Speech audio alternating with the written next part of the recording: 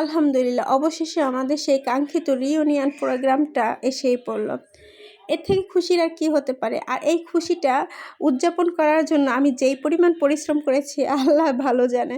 আসলে আমার হাসব্যান্ড হঠাৎ করে মানে সুযোগ তো পাচ্ছে না, তো সে বলল যে আমরা আজকে রাতেই চলে যাই, মানে আমরা কালকে রাতে চলে এসেছি এবং রাত ছিল, তো রাত কত রাত, মানে সে বাসায় ফিরেছে 8টার সময়। আমাদের বের হয়ে স্টেশন পর্যন্ত পৌঁছতে 9টা বেজে গিয়েছিল এবং 9টা বেজেছে এইটা বড় কথা না, আমরা ওখানে যাওয়ার পরে কোনো টিকিট পাচ্ছিলাম না। টিকিট খুঁজতে খুঁজতে আমাদের অনেক সময় চলে গেল। আমার বাচ্চারা তো অনেক বেশি খুশি ছিল, আমাদের ইচ্ছে ছিল না যে আসবো। আমরা ভেবেছিলাম যে আজকে খুব সকালে এসে পড়বো, কিন্তু তারা সেটা মানবেই না। যেহেতু সকাল থেকে তারা এক্সাইটেড হয়ে বসেছিল, কিন্তু আমার হাজব্যান্ড আসতে দেরি করলো, যার অফিসে অনেক ঝামেলা ছিল, তাই আসতে দেরি হয়ে গেল।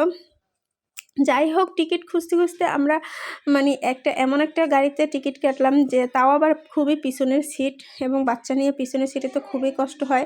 তারপরে আমরা সিট যেহেতু পেয়েছি উঠলাম, কিন্তু সেখানে অনেক ঝামেলা হচ্ছিল। যেমন গাড়িটা একদমই লোকাল বাসের মতো ট্রিট করতেছিল, তারা বারবার লোকাল বাসের মতো লোক উঠাচ্ছিল এবং খুব স্লো চলতেছিল, যার কারণে ওইখানে বেমেলা ঝামেলা হয়েছিল।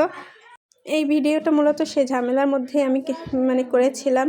আসলে আমার বর বেশি রেগে যাচ্ছিল বাচ্চাদের জন্য। আমরা ভেবেছিলাম হয়তো সর্বোচ্চ 12:30 1টার মধ্যে পৌঁছে যাব, কিন্তু ওনাদের এই অবহেলার জন্য অনেক রাত হয়ে যাচ্ছিল, যার কারণে গাড়ির অন্যান্য যাত্রীরা এবং আমার হাজব্যান্ড প্রচুর পরিমাণ বিরক্ত হচ্ছিল।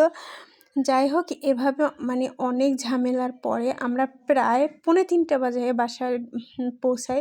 যেহেতু স্টেশনের কাছেই বাসাটা ছিল, যার কারণে সুবিধা হয়েছে। না হয় আমাদের গ্রামের বাড়ি যেতে হলে তো অনেক ভিতরে যাওয়া লাগতো, ওটা তো আসলে ইম্পসিবল হয়ে যেত।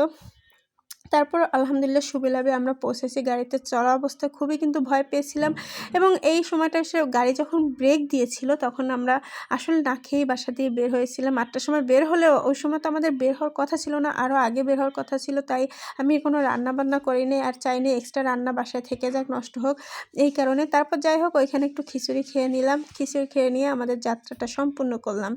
এরপরে বাড়িতে চলে আসছি। বাড়িতে আসার পরে সে কি আনন্দ বাচ্চাদের, আসলে মানে দিনের বেলা আমরা আর কি গ্রামের বাড়িতে একটু ঘুরতে গিয়েছিলাম। সেইখানে যেয়ে ওরা তো খুবই আনন্দ করলো, খুবই খুশি ছিল।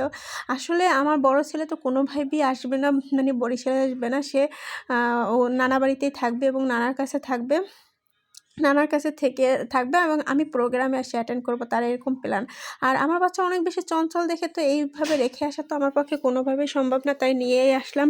আর ওর বাবার কাছে থাকলে সে যে যতটা কন্ট্রোল করতে পারে অন্য সবাই পারবে না। আর এই যে এই ভিডিও ক্লিপটা হলো আমাদের আজকের সন্ধ্যাটা আমি খুব ভালো কাটিয়েছি আমার ফ্রেন্ডদের সাথে। আসলে আমার জীবনে আমার বরের দেয়া সবচেয়ে বেস্ট গিফট ছিল এইটা, যেটা আমাকে এই সুযোগটা করে দেওয়ার জন্য, এখানে আসার সুযোগ করে দেওয়ার আমি কখনোই ভুলবো না। তার প্রতি আমি অনেক বড় কৃতজ্ঞ যে সে অনেক কষ্ট করে আমাকে এইখানে নিয়ে আসছে, এত মানে ঝামেলা পেরিয়ে। যাই হোক, আলহামদুলিল্লাহ সব কিছুর জন্য যে আল্লাহ আমাকে খুব ভালোভাবে এনেছে। এবং এই যে ভিডিও ক্লিপটা, এটা ছিল আমার একটা খুশির একটা অংশ মাত্র। মানে আমি যে কত খুশি ছিলাম আজকে, আর হয়তো আমি এই দিনটা কোনো দিন ভুলবো না। আল্লাহ যেন কালকের দিনটা এভাবেই সুবেলাবে এবং সুন্দরভাবে কাটাতে সাহায্য করে। আর এই ছবিগুলো আমি সন্ধ্যা আমার ফ্রেন্ডদের সাথে তুলেছিলাম, যাদের সাথে কিছুটা সময় কাটিয়েছি।